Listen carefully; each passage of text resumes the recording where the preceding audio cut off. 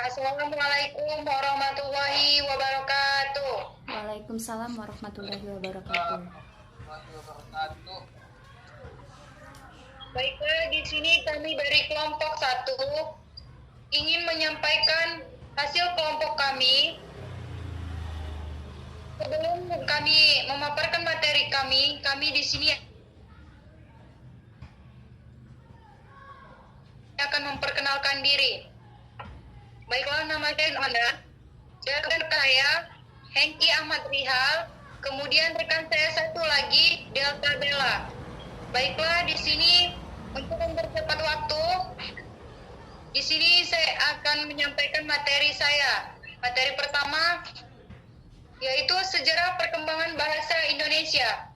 Sejarah perkembangan bahasa Indonesia tidak terbentuk dengan sendirinya, tetapi merupakan pemisah dari perkembangan bahasa Melayu. Penamaan bahasa Indonesia bermula seiring dengan Sumpah Pemuda pada tanggal 28 Oktober 1928,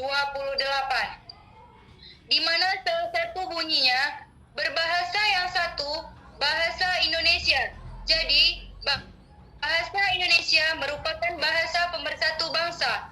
Perkembangan bahasa Indonesia itu sendiri berjalan termasuk pada masa reformasi dan masa yang kita rasakan saat ini. Kemudian, ragam bahasa Indonesia. Ragam bahasa Indonesia adalah variasi bahasa menurut pemakaian yang berbeda-beda, menurut topik yang dibicarakan, menurut hubungan pembicara, kawan bicara, orang yang dibicarakan, serta menurut medium pembicara. Indonesia merupakan sebuah negara yang terdiri atas berbagai macam suku dan budaya. Selain itu, bahasa antar daerah juga dapat berbeda antar satu dengan lainnya.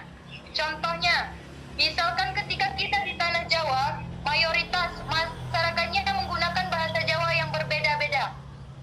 Lain halnya apabila kita pergi ke dalam daerah lain seperti Kalimantan dan Sumatera. Bahasa yang digunakan juga akan berbeda pula. Akan tetapi perlu kita ketahui bahwa bangsa Indonesia juga memiliki ragamnya masing-masing. Seperti contohnya adalah ketika kita berbicara kepada fisikawan, maka terdapat kata-kata yang jarang didengar. Contohnya destruksi, inferensi, dan lainnya. Halnya ketika kita berbicara dengan pengamat ekonomi, kemungkinan besar kita akan mendengar kata inflasi, kuartal, resensi, dan semacamnya. Mungkin itu saja penyampaian materi saya. Selanjutnya akan dijelaskan oleh rekan saya Delta Bella. Kepada Delta Bella, saya persilakan. Baik, saya akan menjelaskan tentang perkembangan bahasa Indonesia. Bahasa Indonesia berasal dari bahasa Melayu. Bahasa Melayu mengalami perkembangan yang pesat. Dalam perkembangannya, bahasa Melayu dipengaruhi budaya di Nusantara. Bahasa Melayu mulai menyerap kosakata dari berbagai bahasa, seperti bahasa Sanskerta, bahasa Persia, bahasa Arab, dan bahasa-bahasa Eropa. Kemudian muncul berbagai variasi dan dialek dari bahasa Melayu. Ini mendorong tumbuhnya rasa persaudaraan dan persatuan bangsa Indonesia. Rasa persaudaraan ini yang menjadi inspirasi para pemuda Indonesia yang menggelar Rapat Pemuda pada tahun 1928.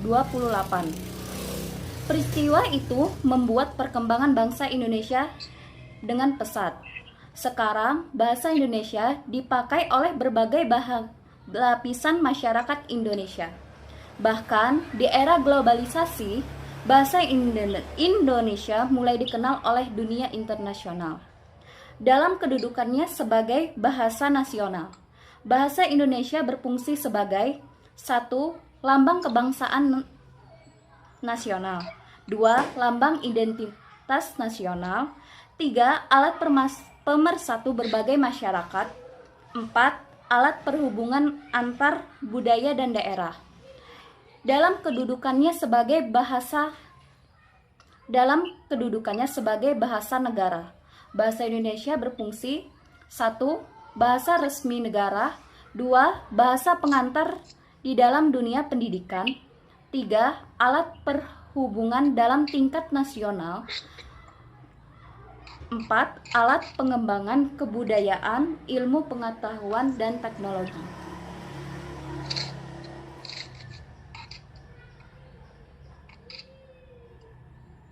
Baiklah, itu saja yang bisa Delta Bella sampaikan. Kemudian akan dilanjutkan oleh rekan saya satu lagi, Hengki Ahmad Rihal.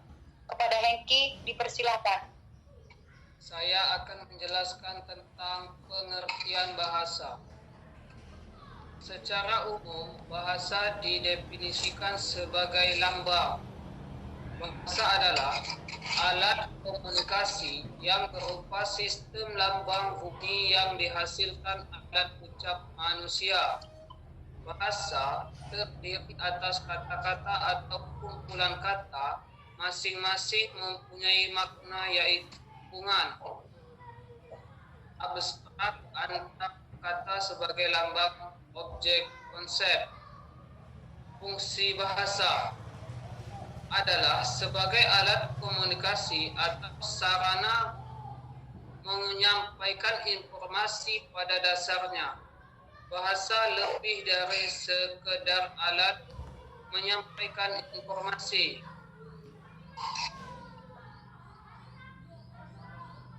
Mengutarakan pikiran, perasaan, gagasan. Bahasa juga berfungsi sebagai untuk tujuan praktis, untuk tujuan artistik, kunci mempelajari pengetahuan lain, kedudukan dan fungsi bahasa Indonesia. Bahasa Indonesia memiliki 4 fungsi. 1. Lambang identitas nasional. 2. Lambang kebanggaan nasional. 3. Alat pemersatu berbagai masyarakat. 4. Alat hubungan antar budaya dan daerah. 2. Bahasa negara berfungsi sebagai bahasa resmi. 2.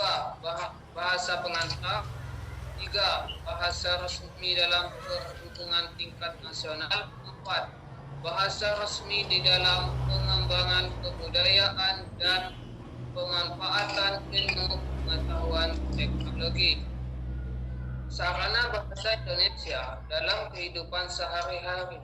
Bahasa Indonesia adalah bahasa resmi yang digunakan oleh warga negara Indonesia untuk berkomunikasi antar sesama penduduk Indonesia.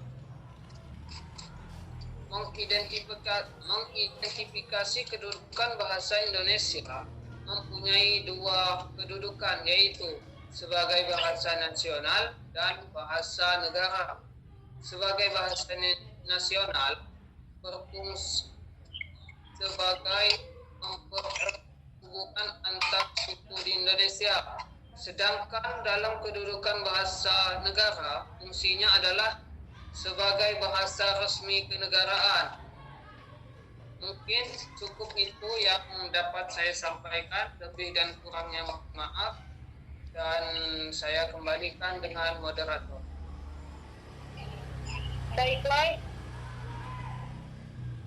itu saja penyampaian materi dari kelompok kami, kelompok pertama. Kemudian saya akan menambahkan sedikit tentang kesimpulan perkembangan bahasa Indonesia. Jadi intinya perkembangan bahasa Indonesia itu sendiri ada sejarah-sejarah yang mencakup dari materi kami, yaitu bahasa Indonesia itu tidak terbentuk dengan sendirinya, melainkan ada perkembangan dari bahasa Melayu. Penamaan bahasa Indonesia itu seiring dari bahasa yang bermula pada zaman kuno, intinya zaman Sumpah Pemuda pada tanggal 28 Oktober 1928. Jadi penghuninya itu berbahasa yang satu, bahasa Indonesia. Jadi bahasa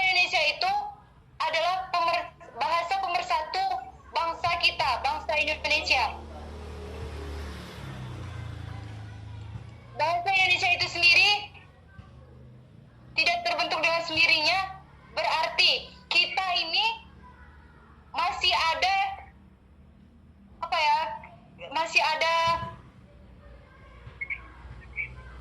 pergabungan kata dari bahasa Melayu.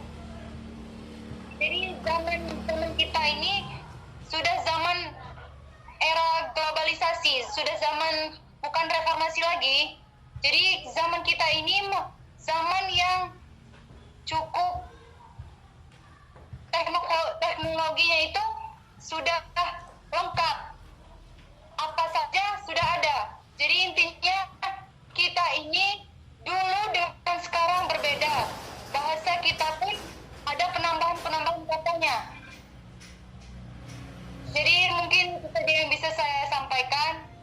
Saya sebagai moderator mohon maaf yang sedalam-dalamnya, dan mewakili kelompok kami, saya mohon untuk dimaklumi jika ada kekurangan.